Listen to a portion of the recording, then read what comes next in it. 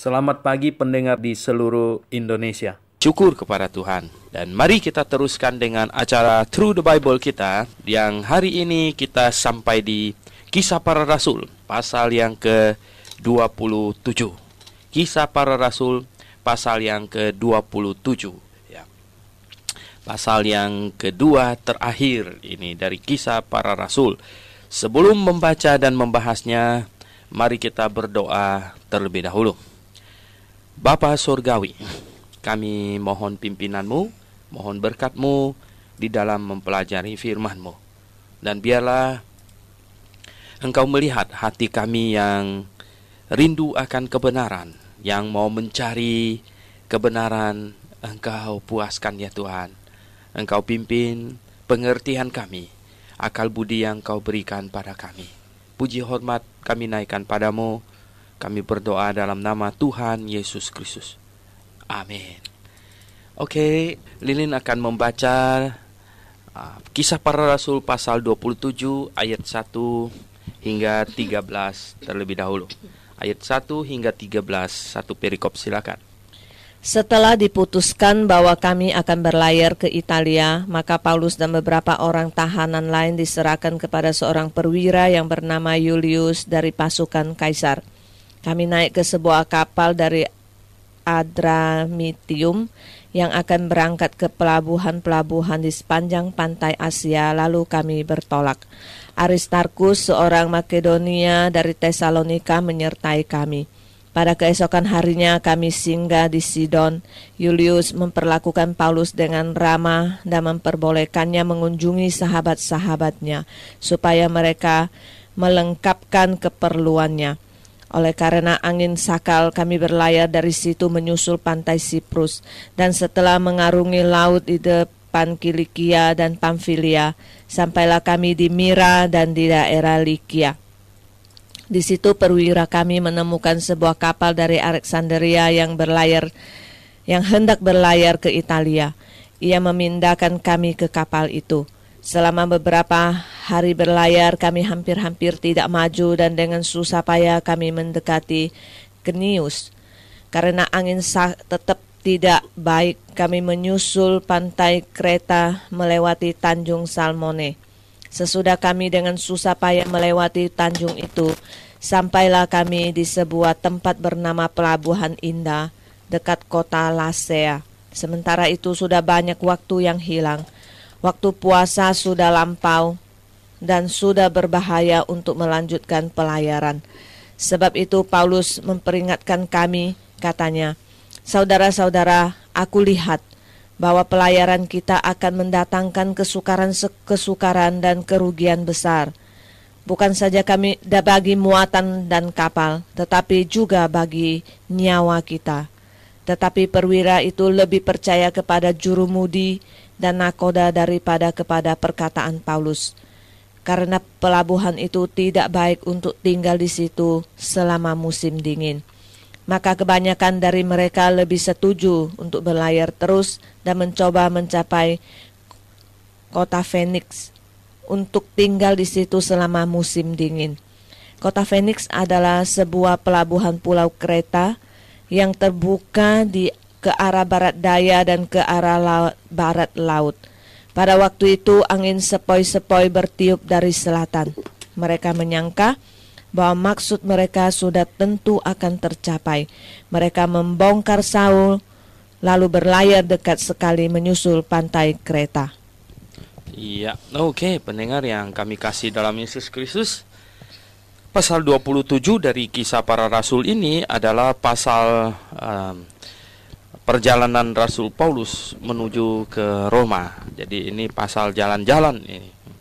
Pasal di mana Paulus dikawal oleh seorang perwira yang bernama Julius, ya, dengan pasukannya. Ya, ada sejumlah pasukan, ya. Itu dikatakan setelah diputuskan, ya, bahwa kami akan berlayar ke Italia. Berarti Lukas ikut ini, ya, si penulis kitab ini, karena di sini pakai kata kami, ya. Jadi penulisnya ikut, ya, kami akan berlayar ke Italia, yaitu ke kota Roma, karena Rasul Paulus naik banding kepada Kaisar. Ya, mengapa Rasul Paulus naik banding kepada kaisar? Kita sudah mempelajarinya beberapa hari yang lalu, karena Gubernur Felix ya ingin menjadikan Paulus itu hadiah untuk orang Yahudi, ya, sehingga Paulus melihat gelagat tidak baik bahwa dia bisa jadi korban hanya untuk persekongkolan, ya, hanya untuk menyenangkan hati orang Yahudi. Jadi Paulus berkata, aku naik banding kepada kaisar. Nah, karena dia naik banding kepada kaisar, maka sekarang dia harus berlayar menuju ke Roma dikawal oleh pasukan. Ya, maka Paulus yang beberapa orang perwira, ya, dan beberapa orang tahanan lain diserahkan kepada seorang perwira yang bernama Julius, ya, dari pasukan kaisar, ya. Ini pasukan kaisar, mungkin ini pasukan inilah yang menjemput ini tahanan di seantero jajahan Romawi, ya. Kami naik ke sebuah kapal dari Adramitium, ya, Adramitium, yang akan berangkat ke pelabuhan-pelabuhan di sepanjang pantai Asia. Ya, jadi naik ke sebuah kapal, ya, dari Adramitium itu, ya, kelihatannya itu nama pelabuhan di Kaisarea, ya, nama pelabuhan di Kaisarea, dan kapal ini akan berangkat menyusur pantai Asia. Nah, di situ, ya, bertolak, ya, menyusur pantai Asia itu berarti menyusur ke utara. Dan katanya Aristarkus, seorang Makedonia dari Tesalonika, kita sudah tahu nama itu, ya, Aristarkus, ya. Dia seorang Makedonia dari Tesalonika menyertai kami. Berarti setidaknya ada Aristarkus, ada Lukas, ya, dan ada Paulus, ya, sekurang-kurangnya. Pada keesokan harinya kami singgah di Sidon, ya. Berarti dia lumayan jauh, ya. Sebenarnya dari Kaisarea itu ke utara, mereka singgah di Tirus, ya, mungkin sebentar, dan kemudian ke Sidon, ya, di atasnya lagi, ke utara lagi. Jadi menyusur pantai menuju ke utara. Nah, katanya Julius memperlakukan Paulus dengan ramah dan memperbolehkannya mengunjungi sahabat-sahabatnya supaya mereka melengkapi keperluannya. Jadi, ya, pintar juga Juliusnya, jadi nggak usah buang ongkos, ya, nggak. Karena teman-teman Paulus akan datang bawa makanan, mungkin Julius kedapat bagian juga, ya. Jadi betapa dia lumayan cerdas ini orang, ya. Dia pikir ini orang tidak membahayakan, ya. Karena dia sebenarnya orang yang tidak bersalah dan orangnya luar biasa baiknya, ya. Jadi dia membiarkan teman-temannya mengunjunginya. Ya, memang jadi orang Kristen kita harus memiliki sikap, ya, yang, ya, orang tidak perlu takut kepada kita. Ya, cerdik seperti ular, tapi dalam bahasa Indonesia dikatakan tulus seperti merpati. Dalam bahasa Inggris diterjemahkan harmless like a dove, ya. Harmless itu artinya tidak membahayakan, ya. Nah, cerdik seperti ular, ya, tapi tidak membahayakan seperti merpati, ya. Nah, apakah kita membahayakan orang? Nah, ini penting untuk direnungkan. Nah, di sini namanya oleh karena angin sakal itu, ya, kami berlayar dari situ menyusur pantai Siprus. Angin sakal itu angin yang dari depan, gitu. Jadi kalau angin yang dari belakang enak sekali, gitu, kapalnya bisa lebih laju, gitu, ya. Tapi kalau angin dari depan, ya, wah, itu harus pintar memainkan layar, gitu. Nah, yang menyusur pantai, oleh karena angin sakal kami berlayar dari situ menyusur pantai Siprus, ya. Jadi bagian dalamnya, gitu.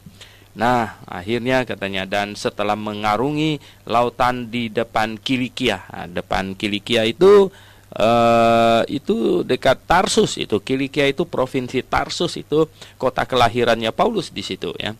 Dan katanya di mengarungi pantai Siprus, lautan di Kilikia dan Pamfilia. Nah, itu ada di Pamfilia itu ada Tesalonika, ada Galatia. Nah, di situ dia, ya, Pamfilia, dan ada jemaat-jemaat di sana. Sampailah kami di Mira, ya. di daerah Likia. Mira itu di Tanjung ya, di Tanjung, di Semenanjung itu. Sekarang ini Turki daerah itu. Sampailah mereka di sana. Di situ perwira kami menemukan sebuah kapal. Rupanya kapalnya berhenti di situ ya. Terpaksa mereka harus ganti kapal sekarang. Di situ perwira kami menemukan sebuah kapal dari Alexandria. Alexandria itu adalah dari Mesir ya. Sekarang ini Mesir. Rupanya ada kapal yang berasal dari Alexandria yang mau menuju ke Roma gitu. Ya, oke, sekalian gitu ya. Yang hendak berlayar ke Italia katanya. Ia memindahkan kami ke kapal itu. Nah, selama beberapa hari berlayar ya, kami hampir-hampir tidak maju. Dan dengan susah payah ya kami mendekati Knidus ya. Jadi berlayar setengah mati gitu ya, nggak maju-maju rupanya ya. Akhirnya katanya setelah beberapa hari baru mendekati Knidus ya. Nah, Knidus itu di lebih barat sedikit lagi dari Mira ya, lebih barat sedikit. Nah, karena angin tetap tidak baik, angin menghantam dari depan gitu. Ini kapal ini susah maju ya. Kami menyusur pantai Kreta ya. Menyusur pantai Kreta itu ada pulau ya. Ada pulau Kreta ya.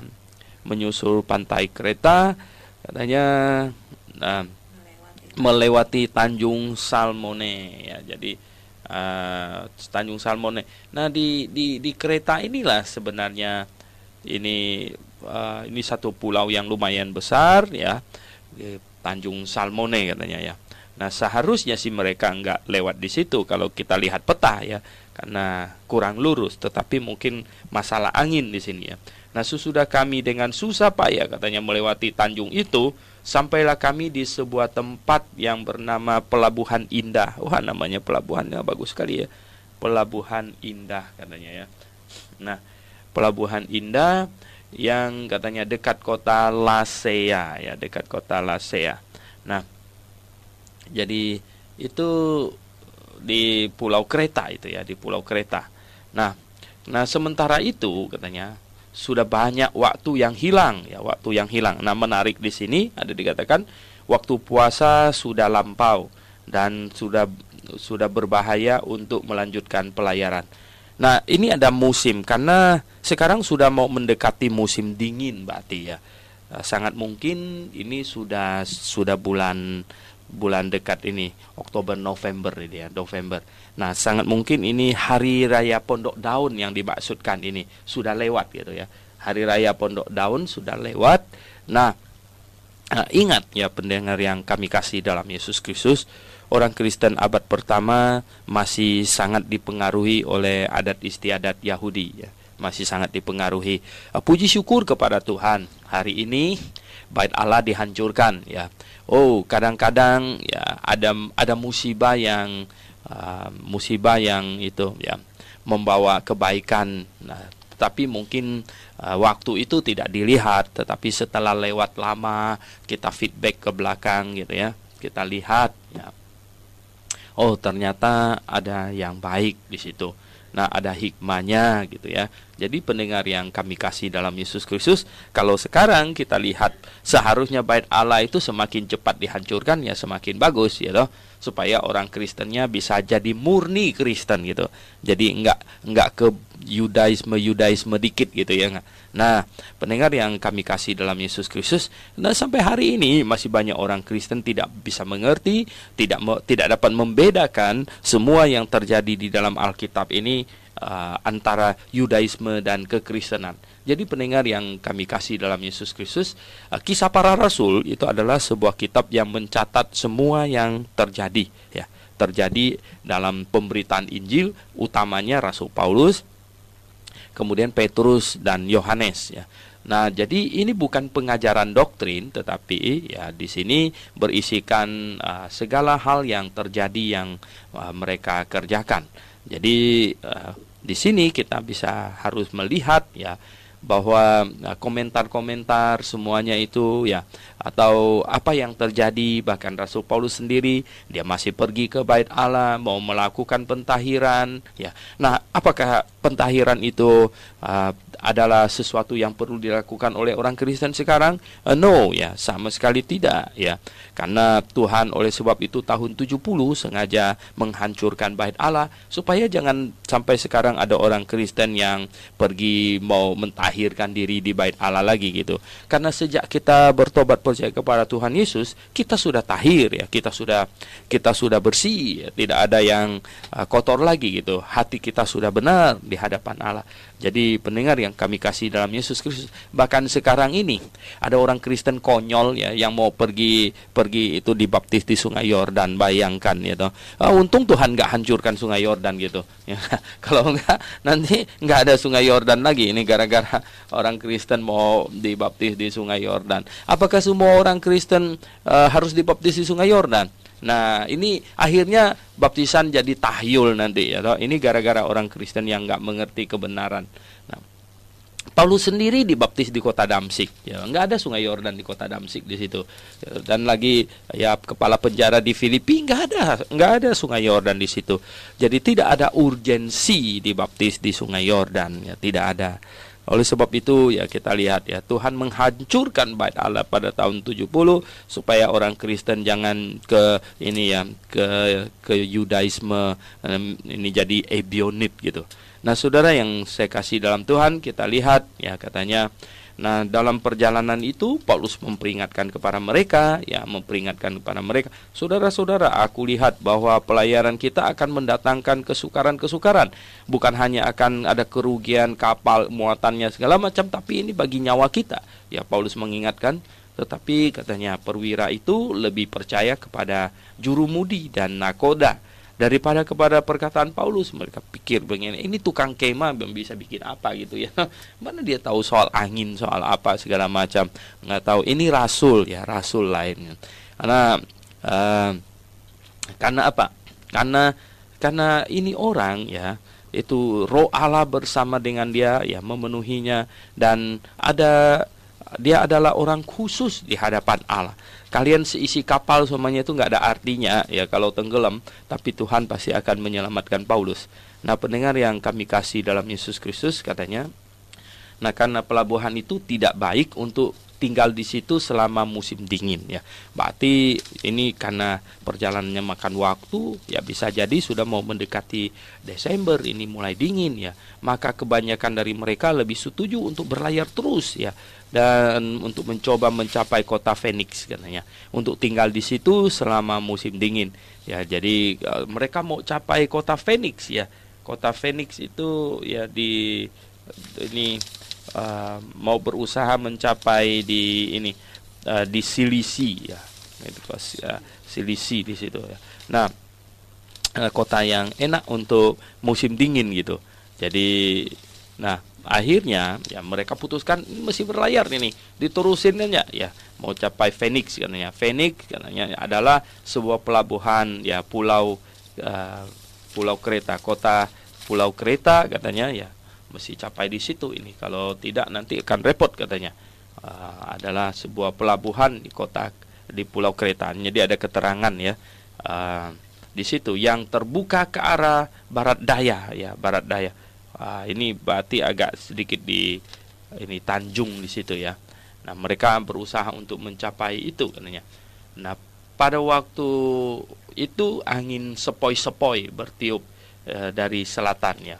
Nah, mereka menyangka bahwa maksud mereka sudah tentu akan tercapai. Nah, mereka membongkar sau ya, lalu berlayar dekat sekali menyusur pantai Kreta ya. Mereka membongkar menyusuri pantai ini Kreta di situ. Oke, pendengar yang saya kasih dalam Tuhan. Nah, berikutnya Lilin akan membacanya lagi ya, itu dari ayat 14 sampai selesai ayat 44. Tetapi tidak berapa lama kemudian turunlah dari arah pulau itu angin badai, yang disebut angin timur laut. Kapal itu dilandanya dan tidak tahan menghadapi angin haluan. Karena itu kami menyerah saja dan membiarkan kapal kami terombang-ambing. Kemudian kami hanyut sampai ke pantai sebuah pulau kecil bernama Kauda. Dan di situ dengan susah payah kami dapat menguasai sekoci kapal itu. Dan setelah sekoci itu dinaikkan ke atas kapal, mereka memasang alat-alat penolong dengan meliliti kapal itu dengan tali. Dan karena takut terdampar di beting Sirtis, mereka menurunkan layar dan membiarkan kapal itu terapung-apung saja. Karena kami sangat hebat diombang-ambingkan angin badai, maka pada keesokan harinya mereka mulai membuang muatan kapal ke laut. Dan pada hari yang ketiga, mereka membuang alat-alat kapal dengan tangan mereka sendiri. Setelah beberapa hari lamanya, baik matahari maupun bintang-bintang tidak kelihatan, dan angin badai yang dahsyat terus-menerus mengancam kami. Akhirnya putuslah segala harapan kami untuk dapat menyelamatkan diri kami. Dan karena mereka beberapa lamanya tidak makan, berdirilah Paulus di tengah-tengah mereka dan berkata, "Saudara-saudara, jika sekiranya nasihatku dituruti, supaya kita jangan berlayar dari Kreta, kita pasti terpelihara dari kesukaran dan kerugian ini. Tetapi sekarang, juga dalam kesukaran ini, aku menasihatkan kamu supaya kamu tetap bertabah hati, sebab tidak seorang pun di antara kamu yang akan binasa kecuali kapal ini. Karena tadi malam seorang malaikat dari Allah, yaitu dari Allah yang aku sembah sebagai miliknya, berdiri di sisiku. Dan ia berkata, 'Jangan takut, Paulus, engkau harus menghadap Kaisar, dan sesungguhnya oleh karunia Allah, maka semua orang yang ada bersama-sama dengan engkau di kapal ini akan selamat karena engkau. Sebab itu tabahkanlah hatimu, saudara-saudara, karena aku percaya kepada Allah bahwa semuanya pasti terjadi sama seperti yang dinyatakan kepadaku.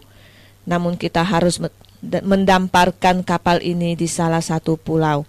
Malam yang ke-14 sudah tiba dan kami masih tetap terombang-ambing di Laut Adria. Tetapi kira-kira tengah malam, anak-anak kapal merasa bahwa mereka telah dekat daratan.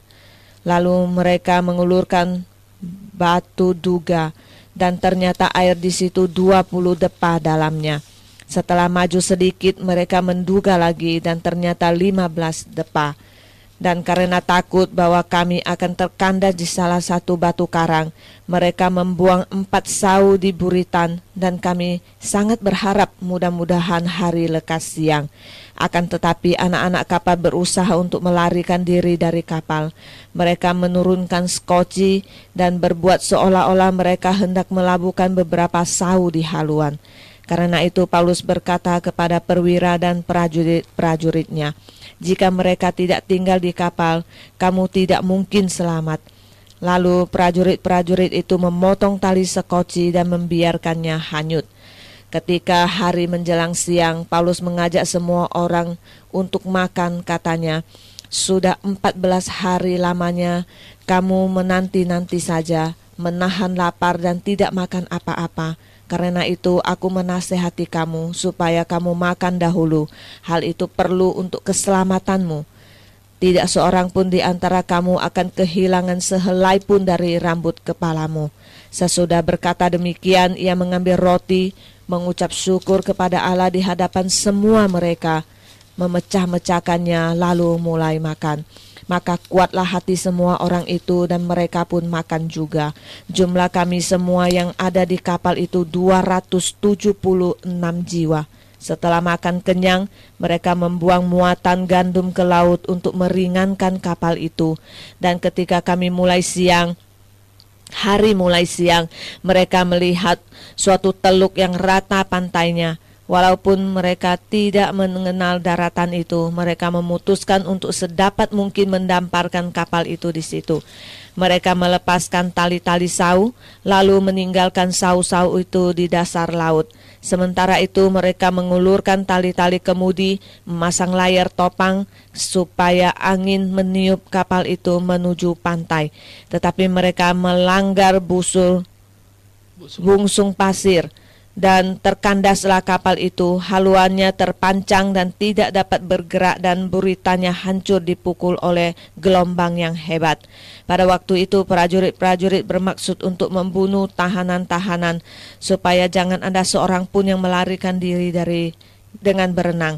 Tetapi perwira itu ingin menyelamatkan Paulus. Karena itu ia menggagalkan maksud mereka dan memerintahkan supaya orang-orang yang pandai berenang lebih dahulu terjun ke laut dan naik ke darat, dan supaya orang-orang lain menyusul dengan mempergunakan papan atau pecahan-pecahan kapal.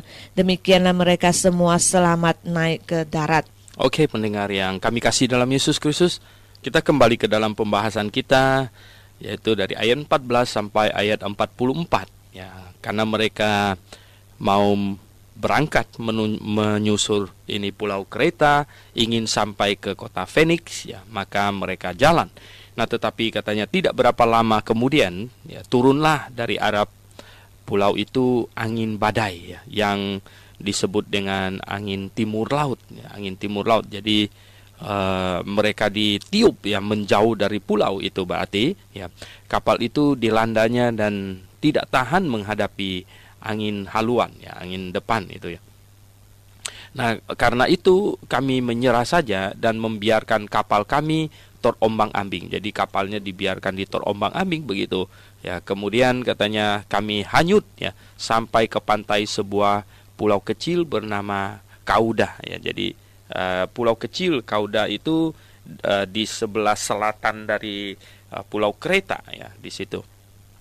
Nah, pulau Kauda katanya sampai di situ.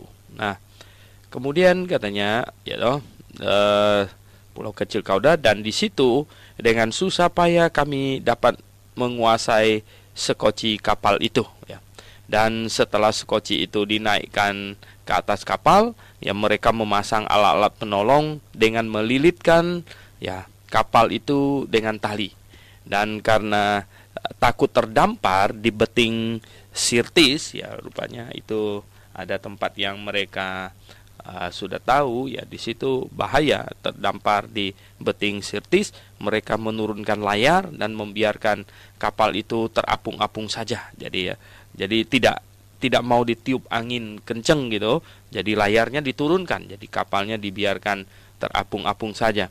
Nah, rupanya ada 200 lebih orang di dalam kapal ini. Ini kapal besar sekali berarti, ya.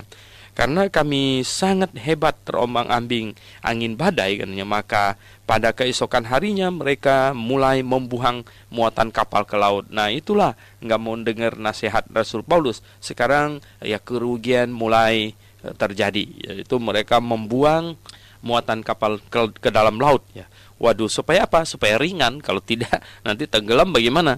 Jadi muatan kapal dibuang, dan pada hari yang ketiga mereka membuang alat-alat kapal dengan tangan mereka sendiri. Nah, bukan hanya muatan, alat-alat juga sudah dibuang, ya. Waduh, ini rugi besar ini pasti ini, ya. Macam-macam pasti yang dibuang itu yang kira-kira agak berat gitu, ya, supaya kapal jadi ringan, ya. Nah, setelah beberapa hari lamanya, baik matahari maupun bintang, ya, bintang-bintang tidak kelihatan. Wah, berarti mendungnya luar biasa. Mungkin seperti Jakarta beberapa hari ini, ya. Dan angin badai yang dahsyat, ya.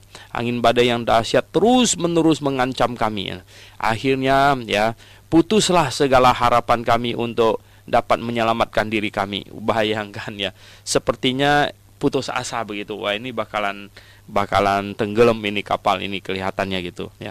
Dan karena mereka beberapa lamanya tidak makan, jadi nggak makan ini orang, ya. Berdirilah, ya, Paulus di tengah-tengah mereka dan berkata, "Saudara-saudara, jika sekiranya, ya, nasihatku dituruti supaya kita jangan berlayar dari Kreta, ya, kita pasti terpelihara dari kesukaran dan kerugian ini." Ya, nah sekarang Paulus bilang, coba dengarkan saya tadi, ya toh. Dan inilah banyak manusia di muka bumi ini, mereka merasa dirinya lebih hebat dari Tuhan, ya toh. Memang Rasul Paulus dia bukan seorang nakoda atau apa, tetapi dia seorang rasul, ya. Dan hari ini, ya, memang hamba Tuhan ada porsinya juga, ya, ada porsinya. Hamba Tuhan hari ini tidak boleh seperti Rasul Paulus, sepertinya maha tahu segala macam itu, ya tidak, ya.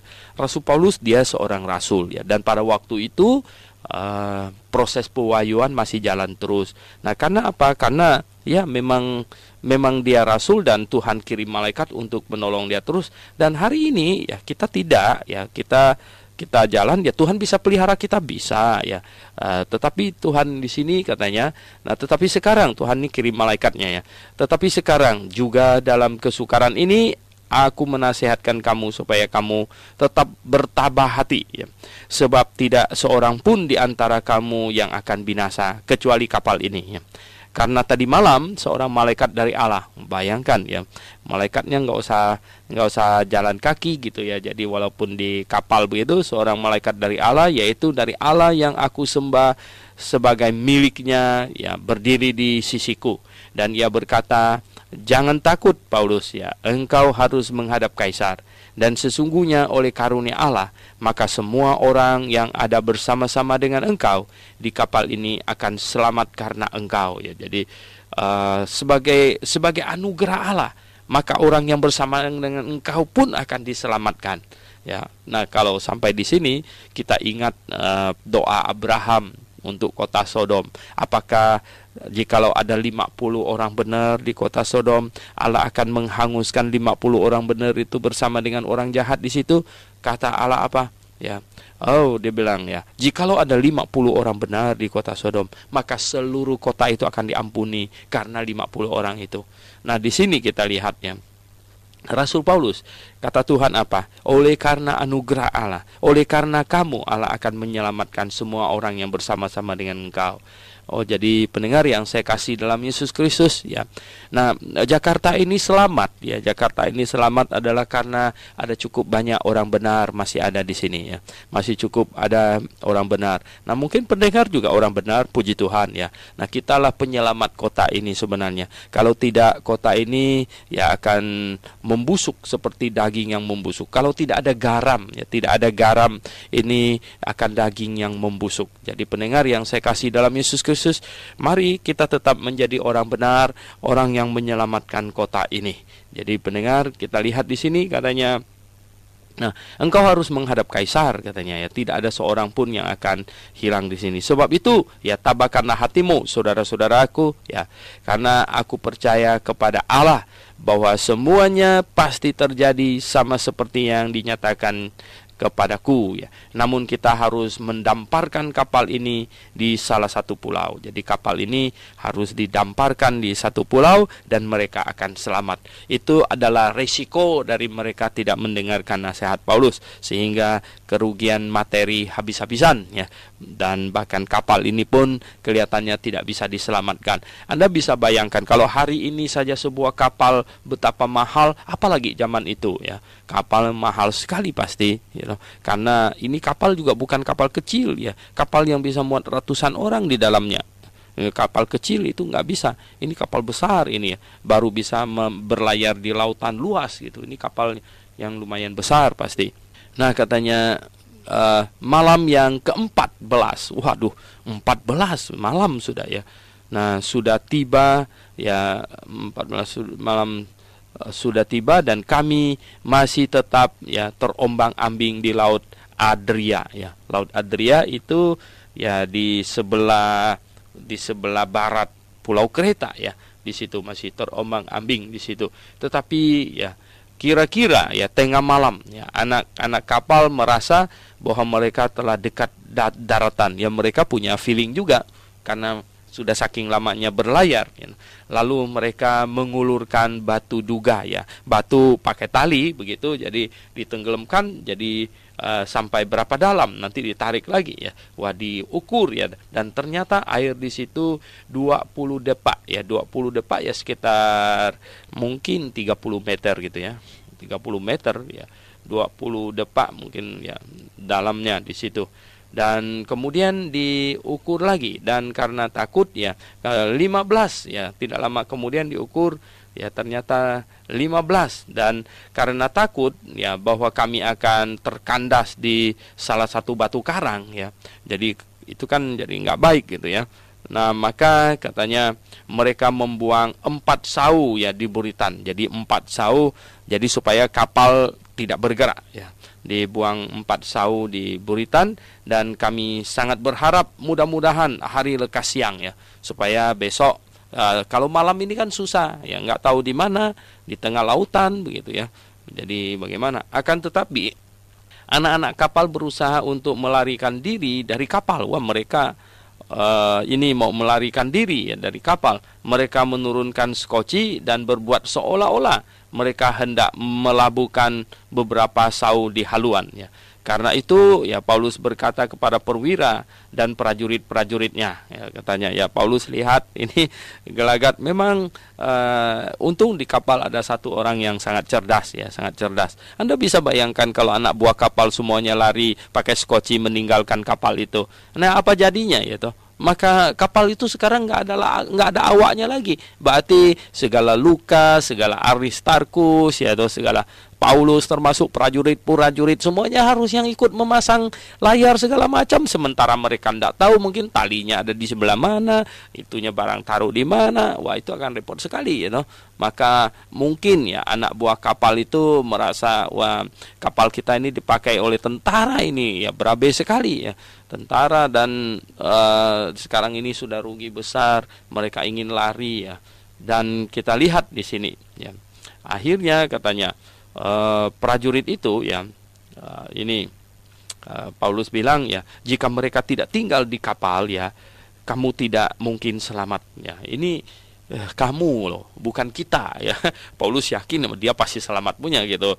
Dan yang tidak selamat itu siapa? Itu perwira dan prajurit ini ya, nanti nggak selamat. Lalu prajurit itu memotong tali sekoci ya, dan membiarkannya hanyut ya. Di skoci yang mereka turunkan itu ya, langsung dipotong talinya ya, dan hanyutlah skoci itu. Nah, sekarang tidak ada skoci lagi, jadi tidak ada orang yang bisa lari.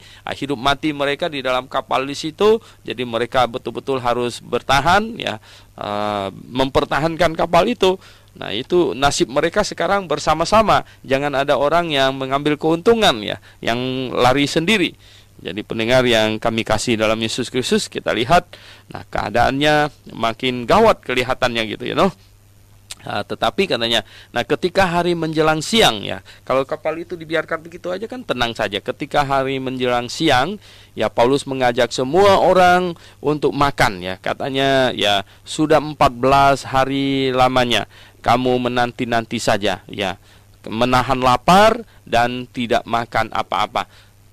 Mengapa mereka menahan lapar? Karena makanan mungkin terbatas ya, dan sama-sama tidak tahu nasib kita akan berapa lama di dalam kapal ini. Jadi untuk supaya bisa bertahan hidup, jadi makanan itu diulur gitu ya. Makanan tidak makan semuanya, mungkin makan, ada yang puasa ya, sampai kalau masih kuat ya, mungkin mereka tidak makan demi untuk mengirit makanan yang sudah terbatas katanya.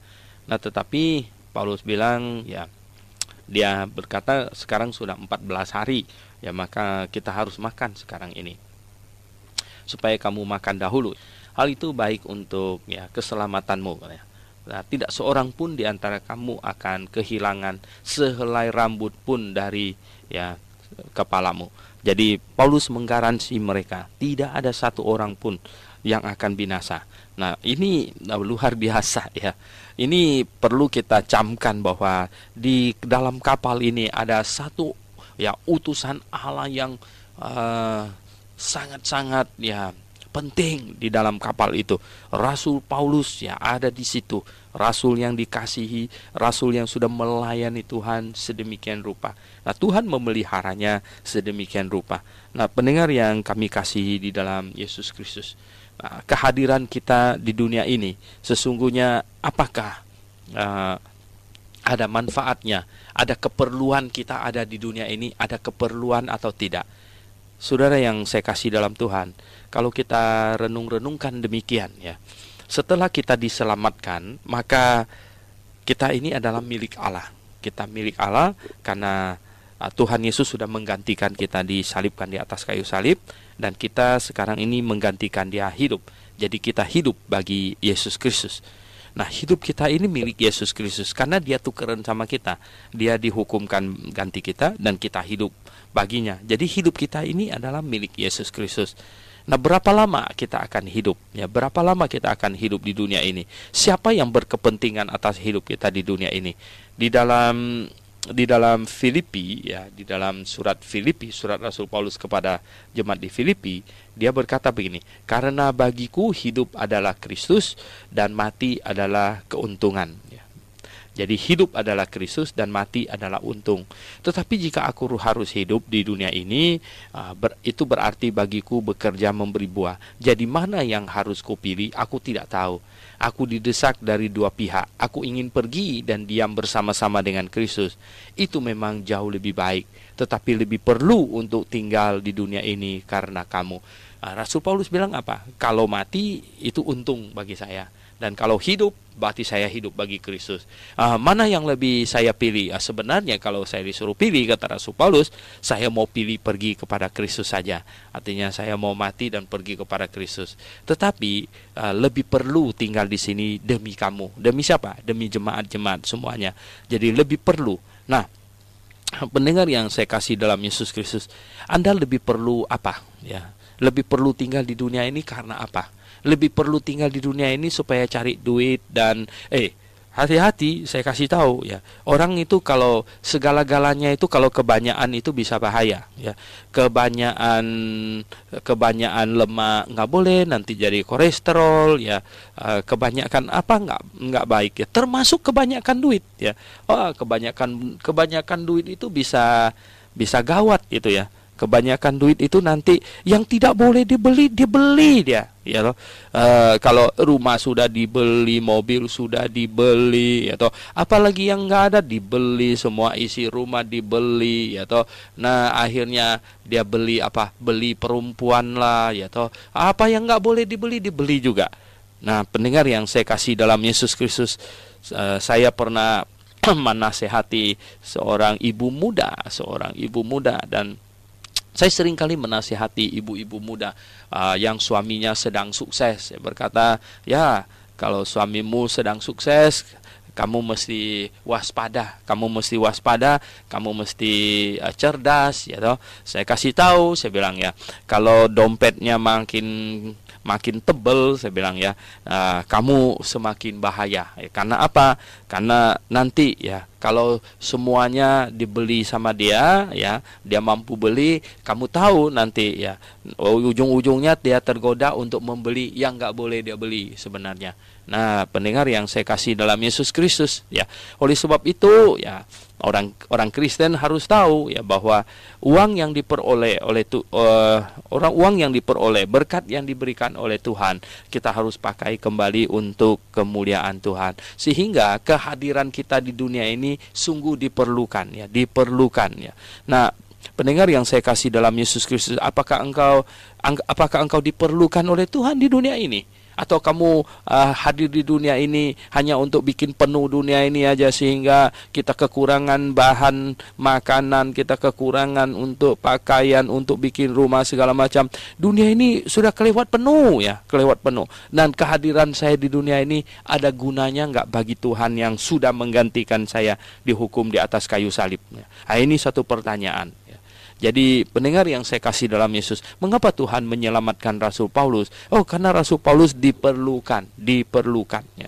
Dia diperlukan di dunia ini. Hampir tidak kita temukan orang yang berani bersaksi di depan raja dengan lantang seperti Rasul Paulus ya. Raja loh ya. Dan sekarang ya Tuhan Yesus kirim dia untuk menghadap kaisar supaya bersaksi ya, kepada kaisar. Anda bisa bayangkan kaisar ya toh. Wah, zaman itu ya toh, kamu salah dikit aja ya, kepala kamu melayang, nyawa kamu ada di tangannya dia.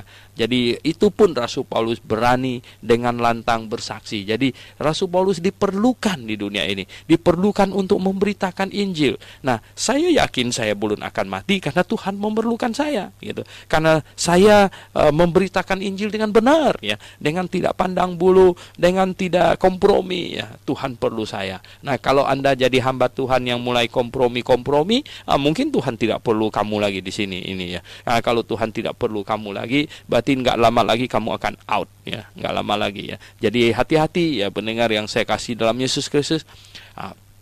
Kalau bagi orang dunia ini yang tidak di dalam Tuhan, itu urusan lain, Tetapi bagi kita yang sudah diselamatkan, ya, bagi kita yang sungguh-sungguh sudah di dalam Yesus Kristus, bagi kita yang sudah mengaku Yesus dihukumkan di atas kayu salib menggantikan saya, dan sekarang saya hidup menggantikan dia, maka hidup kita itu bukannya milik kita lagi. Hidup kita bukan milik kita. Hidup kita itu milik Yesus Kristus. Jadi Yesus Kristuslah yang mempertimbangkan bahwa apakah kita masih perlu hidup di dunia ini atau tidak.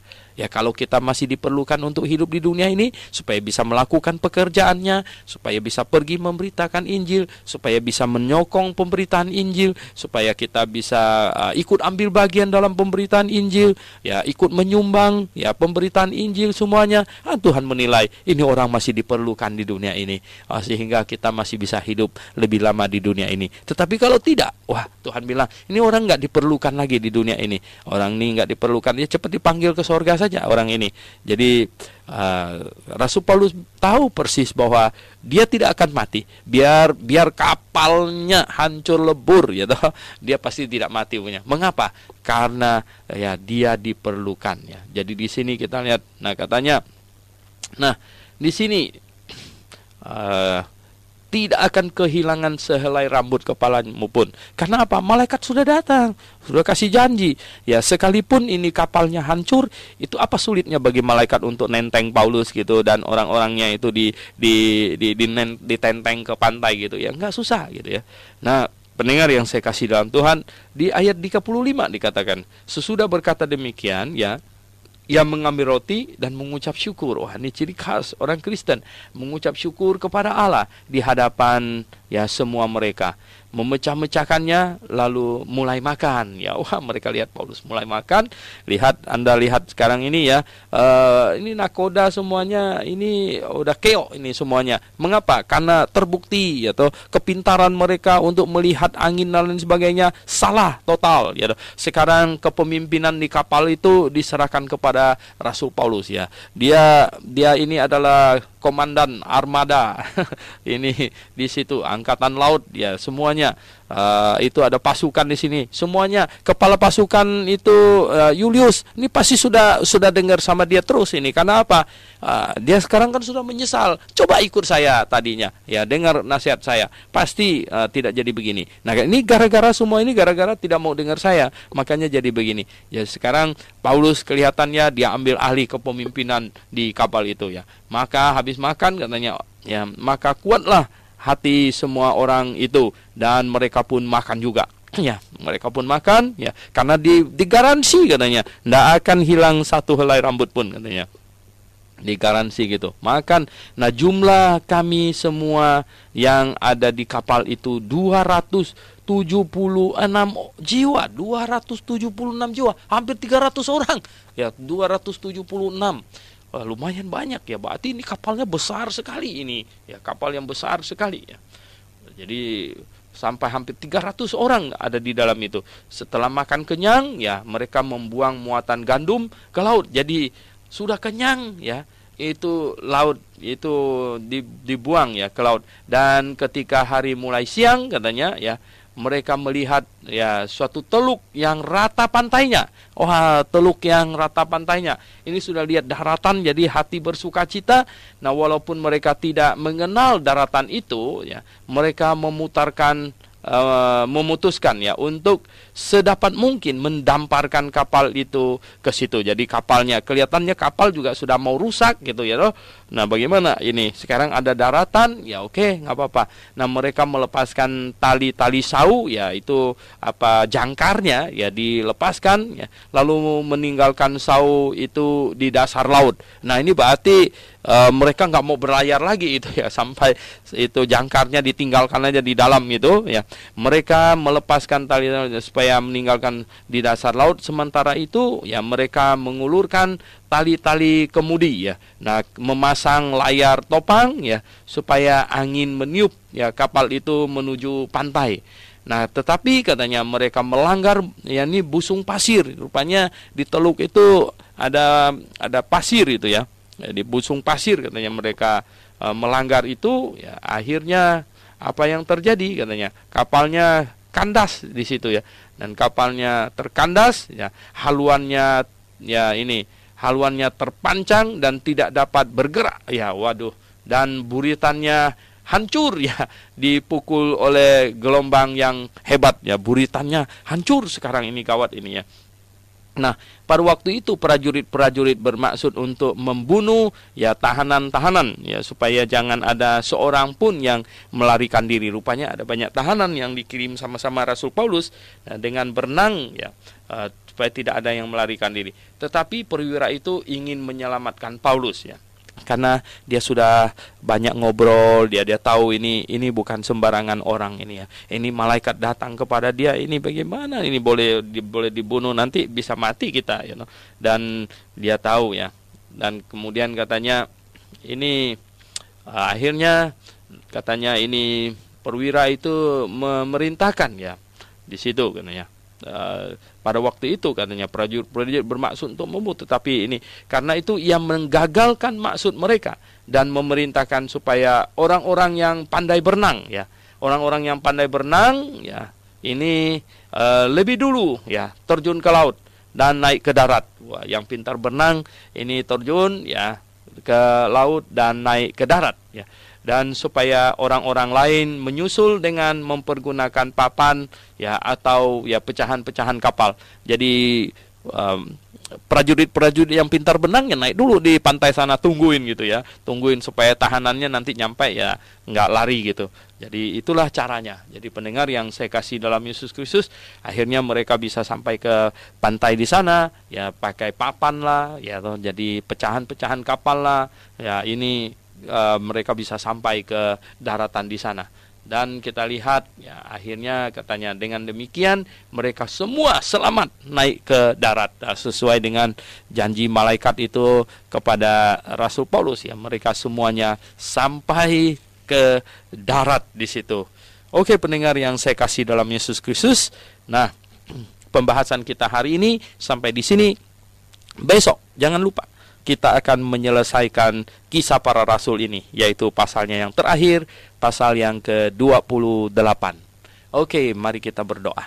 Bapa di surga, terima kasih untuk kasih karunia-Mu, untuk berkat-Mu. Hari ini kami menyelesaikan pembahasan kisah para rasul pasal 27.